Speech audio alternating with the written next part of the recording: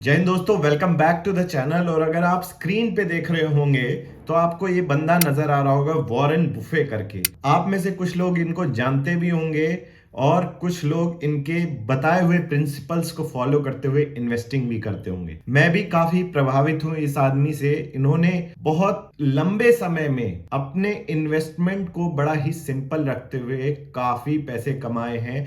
और मतलब सिर्फ पैसे ही नहीं, जो ये ज्ञान देते हैं इन्वेस्टमेंट के ऊपर, वो बड़े बड़े मार्केट में जो लोग हैं उनको फॉलो करते हैं।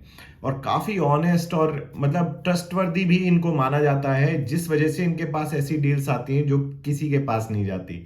इनफैक्ट जब 2008 का रिसेशन चल रहा था, तब वहाँ की गवर्नमेंट ने इनको अपॉइंट किया था कुछ डूबने वाले बैंक्स को बचाने से, अपने पैसे इन्वेस्ट करे। और जब इन्होंने इन्वेस्ट किया तो मार्केट को कॉन्फिडेंस आया कि नहीं, यहाँ से वापस रिकवरी आ सकती है और बेहतर समय वापस आ सकता है। तो ये जो आदमी है, ये कंपनी रन करते हैं बर्कशायर हैथवे। और वो कंपनी हर साल एक एनुअल लेटर निकालती है जिसमें आपको मतलब इन्वेस्टमेंट से रिलेटेड काफी ज्ञान और लाइफ से, इनफैक्ट मैं कहूंगा काफी इंस्पिरेशन और सीखने को मिलता है। ऐसे ही इन्होंने अभी 2023 में अपना न्यूज़लेटर निकाला है, जिसको आप इनकी वेबसाइट बर्कशायर हैथवे पे जाके आप देख सकते हैं। ये 2022 वाला जो पीरियड को कवर करते हुए अभी 2023 में निकाला है।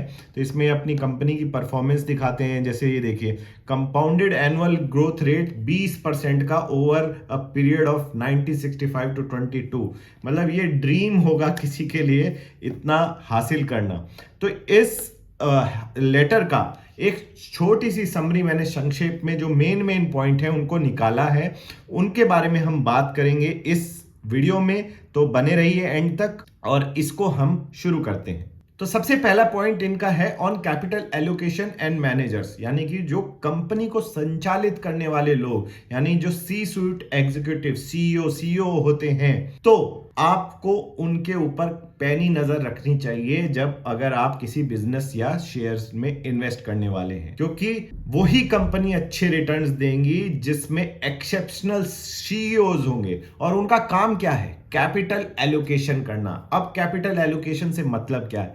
कैपिटल एलोकेशन से सिंपल ये मतलब है किस डिवीजन को कितना पैसा देना चाहिए री इन्वेस्ट करने के लिए। जो प्रॉफिट कंपनीज कमा रही हैं वो किस प्रोडक्ट में री इन्वेस्ट करना चाहिए। जो प्रोडक्ट अच्छा नहीं कर रहे, जो सर्विसेज अच्छा नहीं कर रही, उनको बंद कर देना चाहिए। जो अच्छा कर सकती हैं फ्यूचर में, उसमें इन्वेस्ट करना। यानी कि कैपिटल को एलोकेट करना सही डायरेक्शन में, ताकि मैक्सिमाइज कर सकें शेयर होल्डर्स के रिटर्न। बर्कशायर हैथवे खुद बताते हैं कि direct capital allocation at the subsidiaries and select CEOs to make day to day operating decisions. मतलब जो इनकी बर्कशायर हैथवे एक होल्डिंग कंपनी है जिसके अंतर्गत काफी सारी इन्होंने कंपनीज खरीदे हुए हैं, शेयर्स खरीदे हुए हैं। उनके जो सीईओज हैं उनको डायरेक्ट रिपोर्टिंग है बर्कशायर हैथवे, क्योंकि वो ओनर है। तो उनको ये day to day operations run करने की कोशिश क्या, उनको जो है फुल फ्रीडम देते हैं। और एक्सेप्शनल सीईओज, तो हमें इससे ये सीख मिलती है कि जब आप किसी कंपनी में इन्वेस्ट कर रहे हैं तो उसके सीईओ की पास्ट ट्रैक रिकॉर्ड देखिए, उनके कथनी और करनी, यानी कि जो बोलते हैं क्या वो करके दिखाते हैं पिछले पास्ट में, और आगे की फ्यूचर के बारे में वो क्या बोलते हैं और क्या वो सही हो रहा है कि नहीं। वो सारी चीजें आपको एक पैनी नजर रखनी चाहिए जिसमें भी आप इन्वेस्टेड हैं। नेक्स्ट पॉइंट है think like an owner. As an investor हम एक बिजनेस में, यानी कि उस कंपनी जो हम बोलते हैं शेयर बोलते हैं, शेयर खरीद लिया, शेयर बेच दिया, एक्चुअली में अंडरलाइन तो एक कंपनी है, एक बिजनेस है। तो इसीलिए ये यहां पे बोलते हैं कि ये बहुत ही क्रूशियल पॉइंट है। चार्ली जो इनके पार्टनर है, चार्ली मंगर और वॉरेन बफे, ये स्टॉक पिकर नहीं है, ये बिजनेस पिकर्स हैं। तो मैं भी हमेशा यही बोलता हूं कि अगर आप किसी स्टॉक में इन्वेस्ट कर रहे हैं, किसी शेयर में इन्वेस्ट कर रहे हैं, वो मत सोचिए। आप सोचिए कि किसी बिजनेस में इन्वेस्ट कर रहे हैं। रिलायंस के स्टॉक में नहीं, रिलायंस के बिजनेस में अगर आप इन्वेस्ट कर रहे हैं। टाटा मोटर्स के स्टॉक में नहीं, टाटा मोटर्स के बिजनेस में आप इन्वेस्ट कर रहे हैं। अगर बिजनेस अच्छा करेगा तो स्टॉक अपने आप सही करेगा। यही चीज ये बताते हैं, थिंक लाइक एन ओनर। ये नहीं कि भाई शेयर ले लिया और बस हो गया। आपको ओनर की तरह मेंटालिटी रखनी पड़ेगी, देखना पड़ेगा कि अंडरलाइंग बिजनेस कैसा कर रहा है, पास्ट में कैसा किया है, फ्यूचर में क्या प्लान्स है। तीसरा पॉइंट है use volatility to your advantage. बहुत ही सिंपल और बहुत ही सही पॉइंट है कि जब अदर्स आर फेयरफुल, ये भी इन्हीं का कोट है कि when others are fearful you should be greedy and when others are greedy you should be fearful.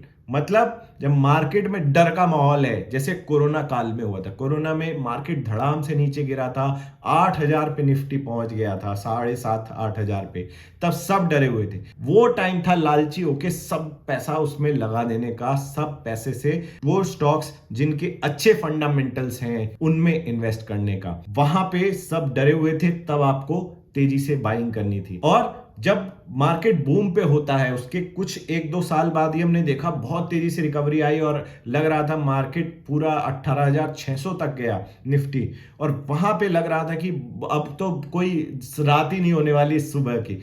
तो तब आपको देखना था कि सब खरीद रहे हैं, पान वाले से लेके सब यूट्यूब पे बोल रहे हैं ये ले लो वो ले लो, हर जगह सोशल मीडिया से लेके आपको हर जगह नजर आ रहा था कि सब खरीदे। तब जब when others were greedy you needed to be fearful, यानी कि हमें उस टाइम संयम से काम लेना था, पेशेंस के साथ देखना था कि क्या ये जो वैल्यूएशन आज के टाइम पे मार्केट दे रहा है इन बिजनेस को, क्या एक्चुअली में इतनी वैल्यूएशन है, तब आपको थोड़ा सा देखना था। तो ये एडवांटेज है हमारे पास एज एन रिटेल इन्वेस्टर, क्योंकि पब्लिक ट्रेडेड कंपनी डेली आके आपको कोट देती है कि आज भाई मैं इतने का मिल रही हूं, आज मैं इतने की मिल रही हूं, आज हर घंटे आपको एक कोट मिलेगा। तो आपको वो बिजनेसेस पीसीज में खरीदने हैं, और जब मार्केट नीचे जाता है अपनी इंट्रिंसिक वैल्यूएशन आप समझिए और उसके बारे में एनालिसिस करने के बाद ही एक डिसीजन पे आइए कि आज के टाइम पे मार्केट जो है अपनी वैल्यू से कम पे मिल रहा है तो ले लेना चाहिए। बड़ा परफेक्ट एग्जांपल जैसे हमने कोरोना की बात करी।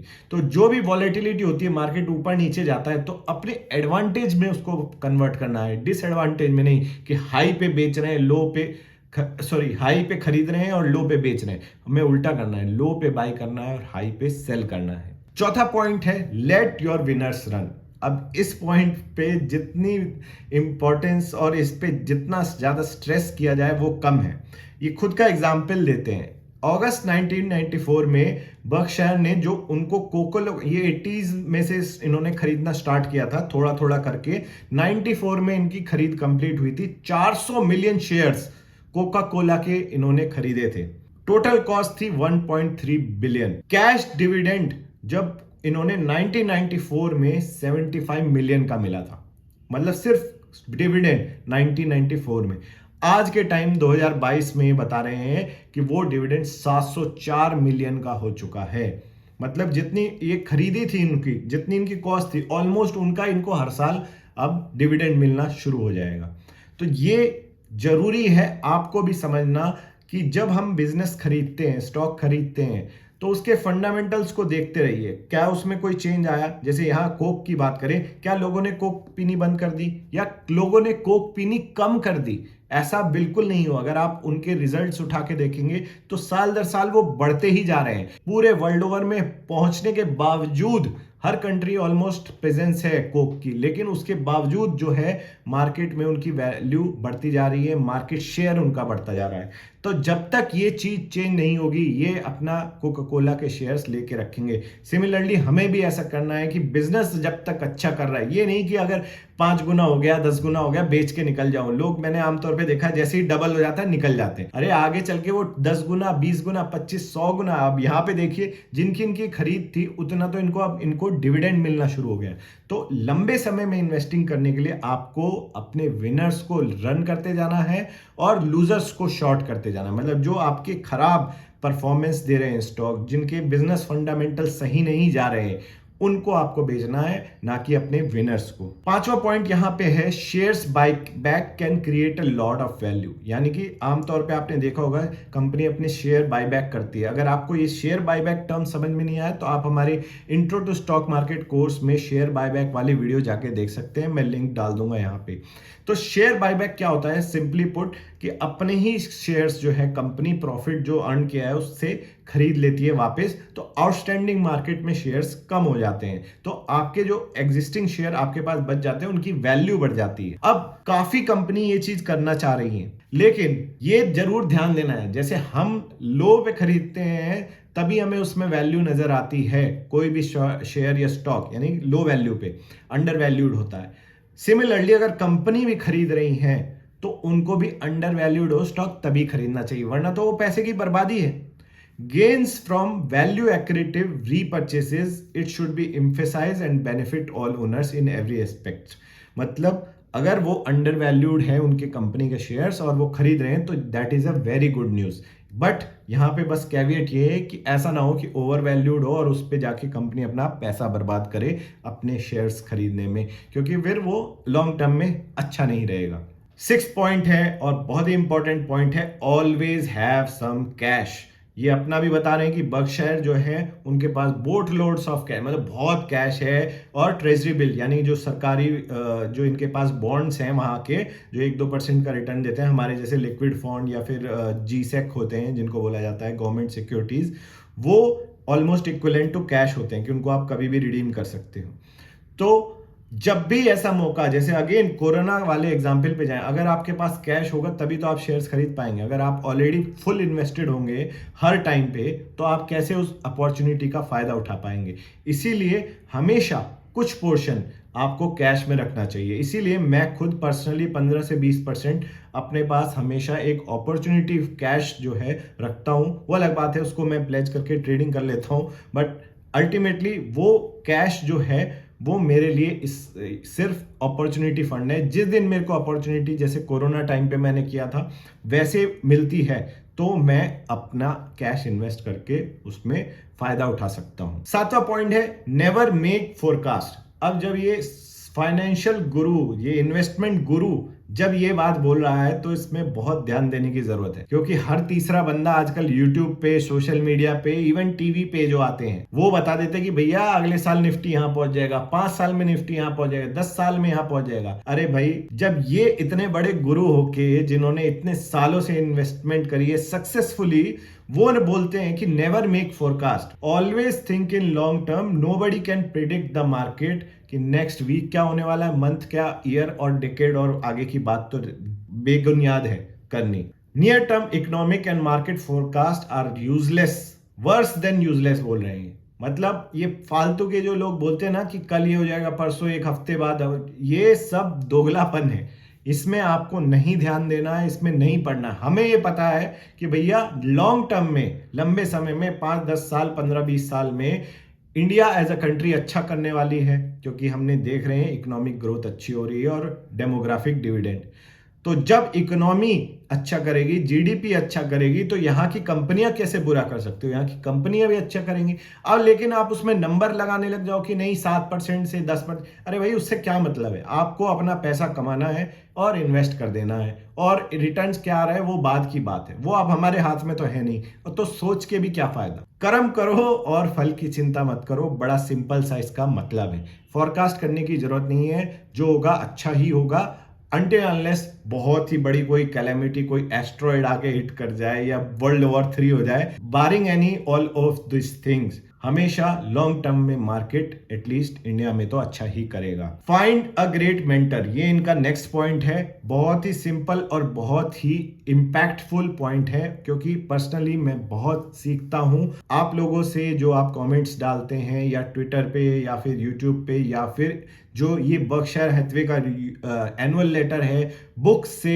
आपको ये आदत डालनी चाहिए कि नॉट जस्ट इन्वेस्टमेंट बुक्स, तो आपको लाइफ से रिलेटेड, साइकोलॉजी से रिलेटेड अगर आप पढ़ते रहते हैं तो बहुत फायदा देती है। और आज के टाइम पे via the internet and books you can learn from the best investors in the world for free, और ये हमें अपने एडवांटेज के लिए यूज करना चाहिए। Find a very smart high grade partner, preferably slightly older than you, and then listen very carefully what they say. मतलब है बड़ा सिंपल कि भैया अपने से एक्सपीरियंस्ड लोगों को थोड़ी तवज्जो दो। मैंने देखा है ट्विटर पे आजकल के नौसिखे नए नए इन्वेस्टर आके ट्रोल करना शुरू कर देते हैं, जो लोग 10 15 20 25 सालों से इन्वेस्टमेंट में कर रहे हैं। तो मुझे बड़ी हंसी आती है वो देख कि भाई आप कल के आए मार्केट साइकिल आपने एक नहीं देखा पूरा, और आप इन लोगों को ट्रोल कर रहे हैं।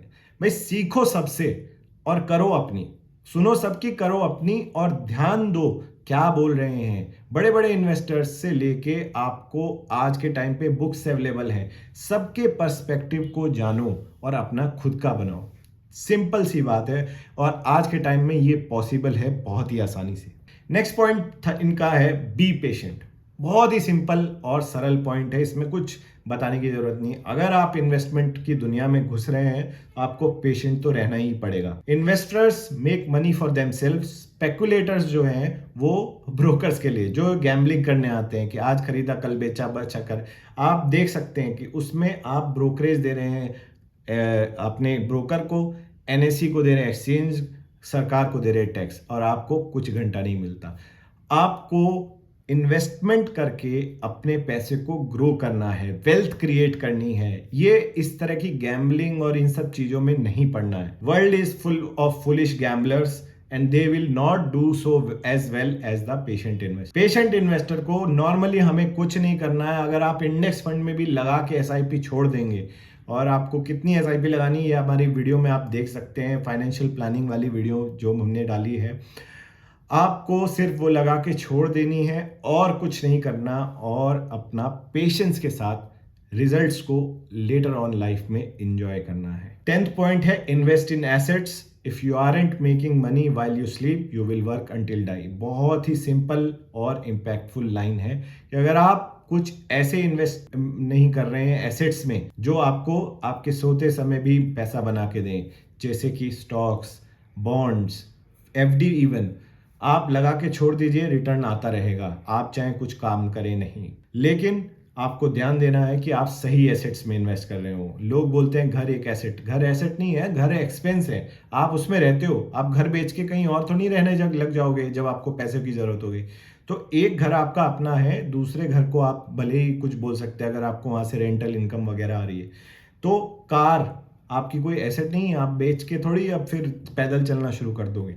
एसेट्स वो चीज होती है जो मनी इन करते हैं एक्स, और बाकी सब जो है जहां से आपको जाता है पैसा वो एक्सपेंस है। तो एक great company keeps working after you are not, a mediocre company won't do that. मतलब कंपनी की लाइफ जो है आपकी लाइफ से भी ज्यादा है, ऐसी कंपनीज ढूंढनी है। जैसे हमारे केस में टाटास की अगर आप कंपनी देखें, कब से चली आ रही हैं और आगे कई सालों तक चलती रहेंगी। आप भले ही चले जाएं इस दुनिया से, लेकिन वो कंपनी चलती रहेगी। तो आपको ये चीजें लॉन्जेविटी देखनी है, लॉन्ग टर्म का एक थिंकिंग रखनी है। नेक्स्ट पॉइंट है नेवर यूज लेवरेज, और ये बहुत ही क्रिटिकल पॉइंट है, क्योंकि smart person can go broke in 3 ways, liquor, ladies and leverage. मतलब ये एग्जाम्पल देके बताया है, दारू पियो इसमें लड़कियों के चक्कर में और इस तरह से, या फिर आप लोन ले लो दुनिया भर का। आप पर्सनली एक आदमी या फिर एज अ कंपनी, जितना आप लोन लोगे उतना, जैसे अदानी के केस में अब देखने को मिल रहा है, दुनिया भर का लोन ले रखा है तो लोग सवाल उठाएंगे ही। There is no such thing as 100% sure thing when investing, Thus the use of leverage is dangerous। इतने बड़े इन्वेस्टर जो इनको इतना एक्सपीरियंस है वो कह रहे हैं कि भाई लोन लेके स्टॉक मार्केट में इन्वेस्टमेंट ना करो, या फिर जैसे एफएनओ वगैरह में होता है कि आपको मार्जिन मिल जाती है, इस तरह से इन्वेस्ट या फिर ट्रेड ना करो कि आपके आपे से बाहर, जो आपके कंट्रोल में ना हो। हमेशा वही चीज में इन्वेस्ट करो जहां आप you can afford to lose. इस तरह से नहीं कि जाके इन्वेस्ट कर दिया और फिर भूल गए। Never use leverage. लोन चाहे आप पर्सनल लाइफ में मेरी मानो तो होम लोन के अलावा या एजुकेशन लोन के अलावा कोई लोन वर्थ इट नहीं है। आपको लोन लाइफ में नहीं लेना चाहिए। It is very hard for a company even to go broke if they are debt free. अगर डेट ही नहीं है तो फिर साला आप कैसे दिवालिया हो सकते हो, कैसे बैंकरप्ट हो सकते हो। It is very hard for a company to go bankrupt if it doesn't have any debt. ये कुछ पॉइंट्स थे। लास्ट पॉइंट इनमें जो हम कर रहे हैं अभी इस वीडियो के द्वारा, that is keep learning. The best investors keep learning new things every single day. You have to keep learning if you want to become a great investor।